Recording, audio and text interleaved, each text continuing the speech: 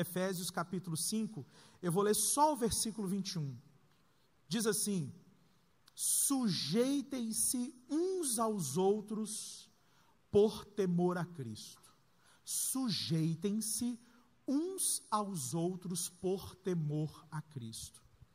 Aqui eu quero desenvolver o primeiro papel que existe dentro de uma família, para que essa família opere bem. Esse papel é o papel da liderança e do governo. Você pode repetir comigo liderança e governo no 3? 1, 2, 3 e liderança e governo. Queridos, nada, absolutamente nada funciona sem esse princípio da liderança e do governo. E o Paulo vai dizer isso daqui. Paulo vai dizer assim: sujeitem-se uns aos outros por amor a Cristo ou por temor a Cristo. A família só é possível acontecer se nós estivermos dispostos a nos sujeitarmos. Gente, olha que interessante. Essa palavra sujeitar, ou essa ideia de sujeição, para a gente vem muito carregada assim com a ideia de quê? De que me sujeitar é me colocar debaixo de alguém. De que me sujeitar é me tornar inferior a alguém. Queridos, essa ideia não tem nada a ver com o que a Bíblia está falando. Quando a Bíblia diz para a gente se sujeitar uns aos outros, a Bíblia está dizendo assim: Linderson, entenda o seu papel, cumpra o seu papel. Entenda o papel do pastor Ricardo, deixe o pastor Ricardo cumprir o papel dele. Entenda o papel do pastor Lediel e deixe o pastor Lediel cumprir o papel dele. Por isso que quando você lê Efésios 5, a partir do versículo 21, o que o apóstolo Paulo faz? Ele diz assim: sujeitem-se uns aos outros. Aí ele diz: maridos, façam isso. Esposas, façam aquilo. Filhos, façam aquilo outro. Nenhuma família funciona se não for regida por esse princípio da sujeição e do governo. Você entendeu, marido, qual é o seu papel dentro daquela casa? Você entendeu, esposa, que o sucesso daquela família só será possível se você entender o seu papel e deixar os outros cumprirem o papel deles?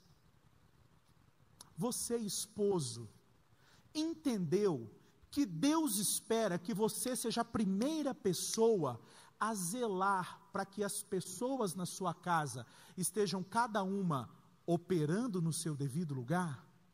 Ou você é daquele tipo de esposo que a vida em família vai acontecendo, as coisas estão indo, entra ano, sai ano, entra mês, sai mês, entra problema, sai problema, e você está apenas acompanhando o acontecimento das coisas. Famílias precisam de rumo, famílias precisam de direção, famílias precisam de governo, famílias precisam de liderança.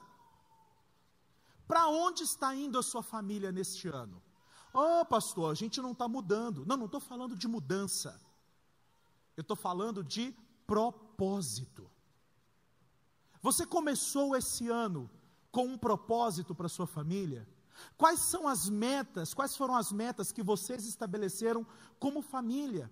Você, esposo, especialmente. Por que eu estou falando do esposo?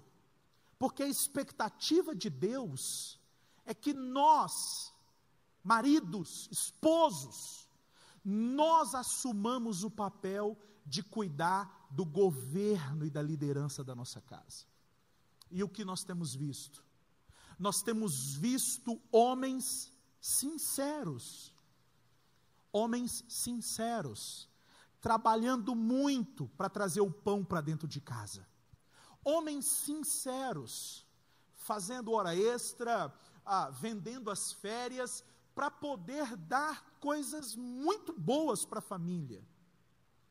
Mas deixa eu dizer uma coisa: existem muitas famílias que estão plenamente supridas do ponto de vista material, mas estão definhando do ponto de vista da liderança e do governo.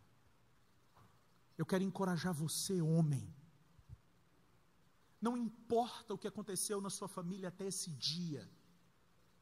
Não importa o quanto os problemas se avolumaram na sua casa. Eu quero chamar você, desafiar você a assumir uma responsabilidade clara com cada uma das áreas da sua vida familiar. Pergunte à sua esposa: minha esposa, como está a tua saúde? Meus filhos, como vocês estão na escola? Como estão as coisas aqui em casa? Porque o que a sociedade fez conosco? A sociedade nos tirou como homens de dentro da nossa casa e fez com que a gente muitas vezes deixasse o governo completo da casa com as nossas esposas.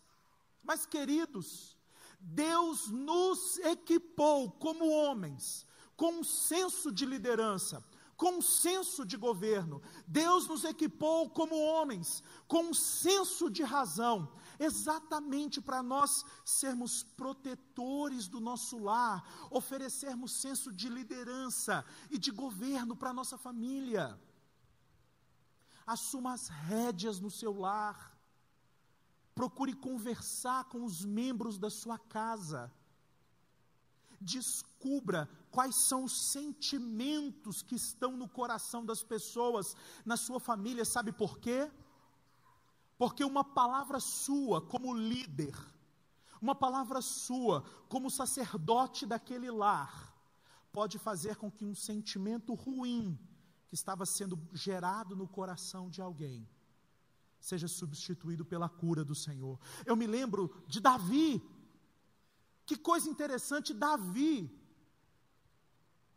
cumpriu muitos propósitos, menos o propósito de governar bem a casa dele. Existe um episódio sobre o qual o pastor Lediel pregou recentemente aqui na igreja, em que um filho de Davi estupra uma irmã. Amnon estupra Tamar. Que coisa terrível. E aí é interessante que tem uma figura chamada Jonadab. Essa figurinha chamada Jonadab tem um papel interessantíssimo nessa história. Porque primeiro ele chega para o Amnon e fala assim: rapaz, prepara um esquema para você poder dar vazão ao seu desejo. E aí o Amnon prepara um esquema, engana o pai dele, prepara uma cilada, e nessa cilada ele acaba violentando a irmã dele, Tamar. E aí passa-se 2 anos, acontece o momento em que o irmão de Tamar vai querer vingar o que aconteceu, e ele vai querer matar todo mundo. Aí ele vai querer matar o Amnon. E aí chega um boato na casa do Davi. O Amnon matou todos os seus filhos, o Absalão matou todos os seus filhos. Ele se vingou daquilo que havia acontecido. E aí o Jonadab chega para o Davi e fala assim: não, Davi, o Absalão não matou todos os irmãos dele, só matou um. Sabe por quê, Davi? Porque desde aquele dia que o Amnon estuprou a Tamar, todo mundo via o ódio de Absalão desenhado na face dele. Todo mundo via na cara de Absalão, Davi, o ódio que ele estava sentindo pelo irmão dele. Sabe o que isso quer dizer?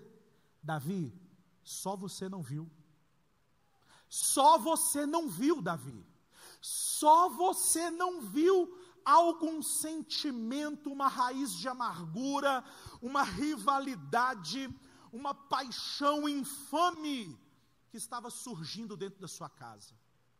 Em nome de Jesus Cristo eu oro essa noite, para que você, pai, para que você, marido, e se a senhora, minha irmã, não tem ainda o privilégio de ter um marido cristão, um esposo com discernimento espiritual, que muito em breve a senhora tenha, mas em nome de Jesus, que nós homens, cumprindo o nosso papel de liderança e governo na nossa casa, recebamos da parte de Deus discernimento espiritual, sensibilidade, para nós percebermos os sinais que os membros da nossa família estão nos dando.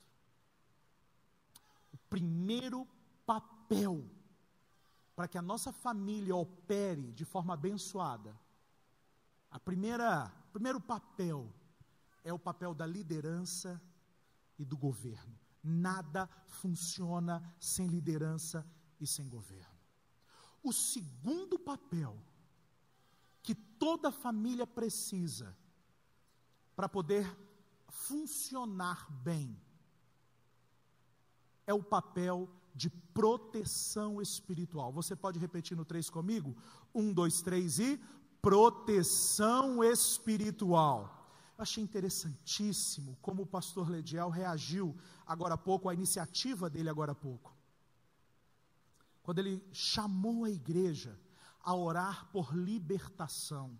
Pessoas que estavam sendo escravizadas, tendo visões, sendo atormentadas, ouvindo vozes, tendo pesadelos constantes. Eu quero falar com você sobre esse princípio, sobre essa tarefa, esse papel da proteção espiritual do lar, que é o segundo papel que toda família tem que ter. Tem que ter alguém, o ideal é que seja todos, mas tem que ter alguém, um protetor espiritual do lar. Deixa eu dizer uma coisa para você. Efésios capítulo 6 diz que a nossa luta não é contra carne e nem sangue. Eu não tenho dúvidas que boa parte dos problemas que alguns estão enfrentando aqui, no seio da sua família, são problemas de ordem espiritual. Preste bem atenção no que eu quero dizer. São problemas de ordem espiritual e fazem parte de um plano das trevas para destruir o seu lar. Sabe por quê?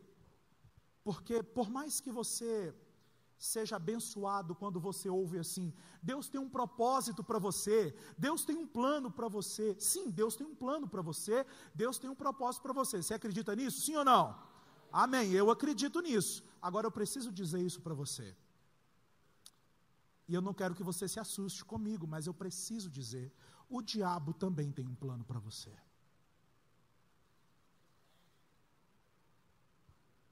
Se existe no céu, no coração de Deus, planos de bênção e de vida para a gente, infelizmente, existe na mente do diabo projetos que ele tem preparado para destruir a nossa família. E olha, deixa eu dizer isso para você, esses projetos do diabo contra a nossa família, muitas vezes a gente não percebe. As coisas estão acontecendo ao nosso redor, na nossa casa, e a gente só, é um probleminha aqui, é um probleminha ali, é o acaso. Olha, por acaso, não existe acaso, gente. Nós precisamos entender, e eu quero chamar você a esse entendimento. Leve a sério. O diabo existe de verdade, os demônios existem de verdade, e eles estão trabalhando dia e noite para destruir o nosso lar, e por isso nós precisamos assumir essa postura de proteção espiritual da nossa casa. Nossa luta não é contra carne nem sangue, ou seja, as nossas maiores lutas não são contra adversários visíveis, são contra adversários invisíveis. Olha aqui para mim, como você tem lidado com os adversários invisíveis da sua família? Você pensa neles? Eles pensam em você. Como você lida com os adversários invisíveis do seu casamento? Ou você, quando está brigando com o seu esposo, discutindo com a sua esposa, passando por uma crise, você descarrega tudo no seu cônjuge. Você acha que o seu cônjuge é o seu adversário? Você acha que aquele filho que não conserta, aquele filho que está desenvolvendo um caráter rebelde, é contra ele que você tem que lutar? Deixa eu dizer uma coisa para você. Primeiro livro das Crônicas, capítulo 21, diz que o diabo queria destruir Israel. Olha só isso, o diabo queria destruir Israel. E sabe o que o diabo fez? Foi lá trabalhar no coração do rei Davi. Sabe por quê? Porque o diabo sabia que se ele conseguisse atacar o coração do rei, ele comprometeria todo o povo. Isso quer dizer, gente, que os nossos inimigos são inimigos estratégicos.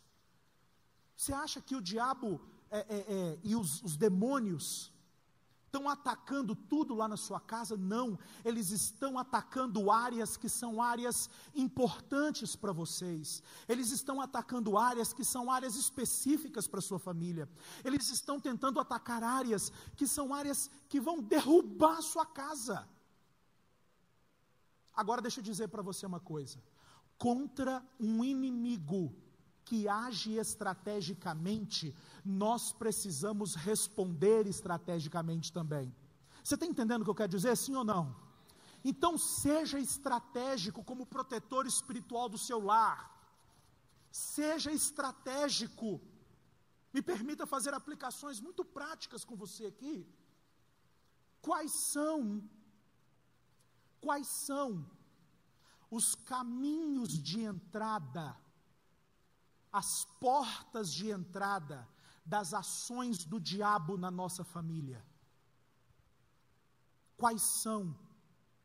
Eu vou dizer para você que nós temos duas grandes portas de entrada do diabo na nossa família. Os nossos olhos, aliás, três grandes portas: os nossos olhos, os nossos ouvidos e o nosso coração. Essas são as três áreas que você precisa blindar, para que jamais o diabo consiga trabalhar para desestruturar sua casa. Como assim os olhos, os ouvidos e o coração? Vamos lá pensar rapidinho sobre isso. Os seus olhos, o que você tem visto? Que tipo de imagem você deixa ser projetada diante de você? Porque os seus olhos são a principal janela para a sua alma. Os seus olhos são o principal meio de entrada para as coisas que vão ficar arquivadas na sua memória. Qual é a natureza das coisas que você tem colocado diante dos seus olhos e que a sua família tem assistido, tem visto? Seja no telefone, seja na TV, que tipo de coisa você tem colocado diante dos seus olhos? Muitos dos pensamentos impuros com os quais nós precisamos lidar poderiam ser substituídos ou poderiam ser evitados se nós simplesmente cuidássemos um pouco mais daquilo que está diante dos nossos olhos. Os seus ouvidos. Será que o diabo não tem conseguido agir estrategicamente na sua família através das coisas que você ouve?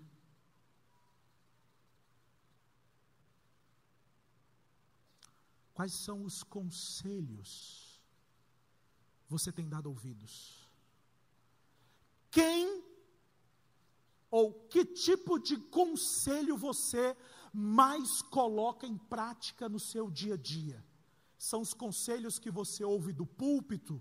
Os conselhos que vêm da palavra de Deus? Ou são os conselhos daqueles colegas de trabalho que você já viu que eles não têm nada de bom para acrescentar em você? Quais são as palavras que você mais dá ouvidos? São as palavras que você ouve da parte de Deus. A terceira porta de entrada, que o diabo pode estar trabalhando para destruir a nossa família, nosso coração. Nosso coração. Olha que interessante, a Bíblia diz lá em Crônicas 21, que o diabo seduziu o coração de Davi para ele cometer um pecado. Que tipo de sentimento, preste bem atenção em mim, que tipo de sentimento você tem deixado ser construído no seu coração? Sabe que muitas vezes a gente passa por situações que geram na gente angústia, gera na gente decepção, gera na gente raiva. É normal sentir raiva. Agora deixa eu dizer uma coisa para você. Sentir raiva é normal. Deixar aquela raiva ficar presente e só crescendo, só crescendo, só crescendo, já é coisa do diabo. Tem quanto tempo que você está se sentindo com raiva dessa pessoa? Tem quanto tempo que você evita olhar para essa pessoa? Aquela discussão que você teve com o cônjuge há tanto tempo atrás, aquilo ainda está aí no teu coração? É bem provável que você esteja emprestando o seu coração para o diabo plantar sentimentos destrutivos. Então eu quero que você tenha uma posição espiritual a partir de hoje, como protetor, vigia espiritual na sua casa. Diante dos meus olhos, através dos meus ouvidos e dentro do meu coração, o diabo e os seus demônios não trabalham em nome de Jesus, em nome de Jesus. E ainda sendo mais prático para você ainda, guerreie, se você perceber, por exemplo, o pastor citou aqui, pessoas tendo visões, coisas que a gente percebe que não vem de Deus. Tudo que tira a sua paz não vem de Deus. Como que você se comporta diante disso?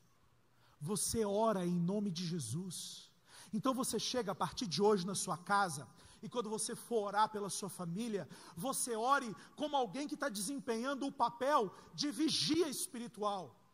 Ore assim, ainda que na simplicidade, ore com autoridade, dizendo em nome de Jesus. Em nome de Jesus, eu não tenho muito conhecimento da Bíblia, quem sabe? Em nome de Jesus, eu não sou uma pessoa perfeita, é verdade. Mas eu sei que o nome de Jesus é o nome sobre todo nome. Eu sei que tem poder no nome de Jesus. E eu quero em nome de Jesus dizer a todos os espíritos malignos que têm trabalhado na minha família: acabou, já era, game over, sai em nome de Jesus. Eu quero orar pelo meu marido, em nome de Jesus. Eu quero orar pela minha esposa. Querido, use a autoridade espiritual que Deus já tem te dado. Mas pastor, eu sou tão limitado, pastor. Eu estou aprendendo. Não, você não está aprendendo nada, agora você já sabe. Tem poder no nome de Jesus. Tem poder no nome de Jesus. Seja específico.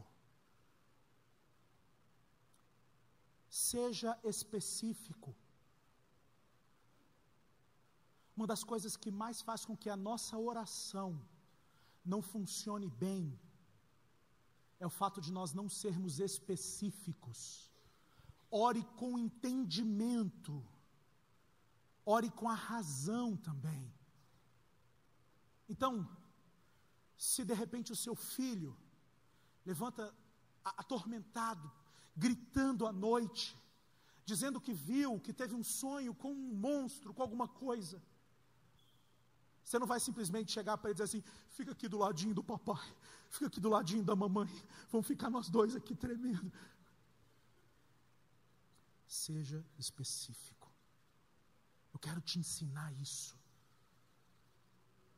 Em nome de Jesus, você diga isso. Em nome de Jesus, que essa criatura que apareceu para o meu filho, nunca mais volte a aparecer para ele. E você vai orando especificamente. Então, proteção espiritual é algo que toda família precisa. Proteção espiritual. Esse é um papel familiar fundamental. Você está entendendo o que eu estou dizendo, sim ou não? Eu quero falar com você sobre um terceiro papel familiar. Esse terceiro papel familiar é importantíssimo. É a construção da identidade. Você pode repetir no 3 comigo? 1, 2, 3 e... construção da identidade. Eu me apaixono quando eu começo a pensar o projeto de Deus para a nossa família. O projeto de Deus para a nossa família é incrível. Deixa eu dizer uma coisa para você. O que é a identidade de uma pessoa? Identidade é você saber quem você é de verdade. Quem você é de verdade. Porque, por exemplo, os colegas da escola têm uma opinião sobre nós. Os vizinhos têm uma opinião sobre nós. A sociedade tem uma opinião sobre nós. Agora, essas opiniões podem não ser verdade. A gente só descobre a nossa real identidade em Deus. E quem é que ajuda a gente a descobrir a nossa real identidade em Deus? A família. Por isso que toda família precisa de alguém que ajude os seus membros a descobrir a sua real identidade. Sabe que as primeiras mentiras que alguns de nós ouvimos sobre quem nós somos, muitas vezes nós ouvimos dentro de casa. São aquelas palavras que foram mal ditas a nosso respeito, dizendo que nós seríamos um fracasso, dizendo que a gente foi um acidente. Você foi um acidente de percurso. Você nasceu sem querer. Geralmente, o diabo usa palavras mal faladas dentro de casa para distorcer a nossa identidade. Agora, isso quando a gente não tem entendimento da palavra de Deus. Deixa eu dizer uma coisa para você. Você está tendo entendimento da palavra de Deus.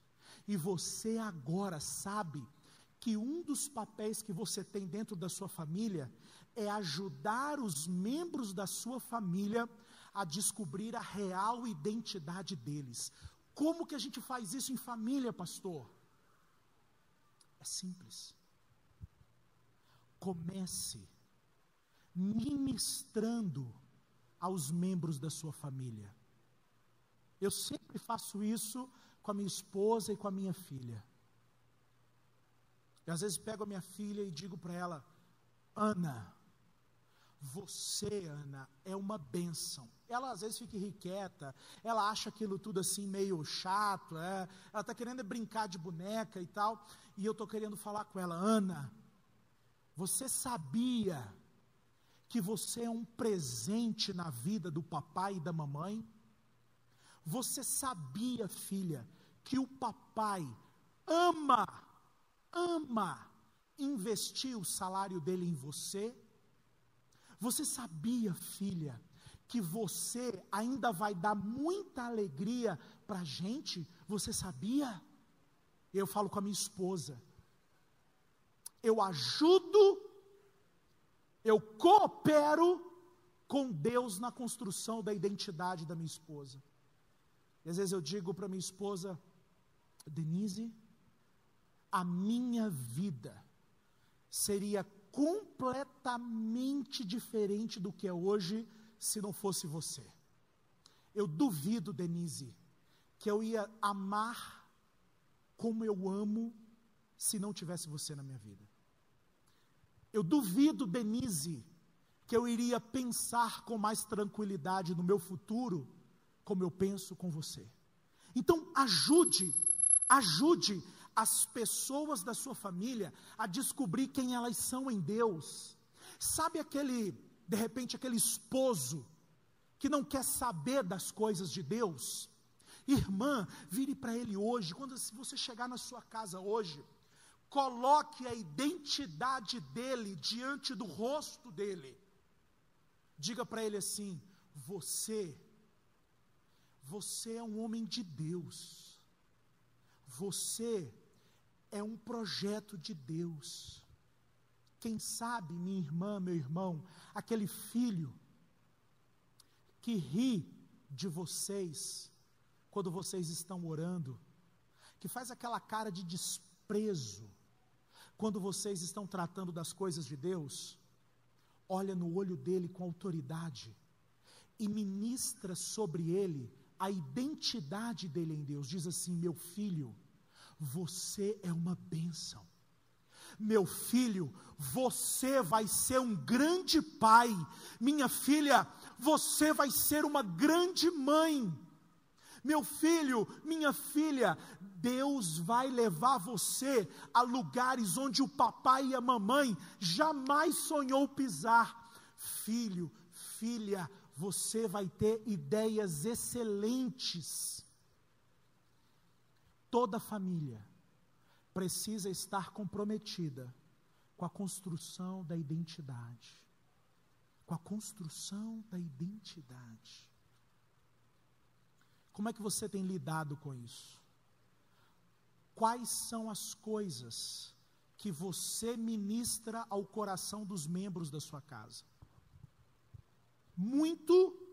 Escute só, muito da instabilidade na família está relacionada ao tipo de linguagem que nós construímos no nosso lar. Por isso eu quero encorajar você. Desenvolva esses papéis. Primeiro, certifique-se de que na sua família, você, homem especialmente, está desempenhando o papel de liderança e que a sua família tem o rumo. Segundo, você precisa desenvolver o papel de protetor espiritual do seu lar. Certifique-se de que você está intercedendo, orando, atacando, destruindo os planos do maligno contra a sua casa. Terceiro, certifique-se de que as pessoas que estão próximas a você estão aprendendo cada vez mais quem elas são em Deus. Quem elas são em Deus. Eu tenho certeza que se nós nos comprometermos com esses 3 papéis dentro do nosso ambiente familiar: liderança, proteção espiritual e construção da identidade, nós vamos experimentar uma revolução familiar. Uma revolução familiar. Você pode ficar de pé? Uma revolução familiar. Você pode repetir comigo esses 3 papéis? O primeiro é liderança, proteção espiritual e construção da identidade. Feche os seus olhos.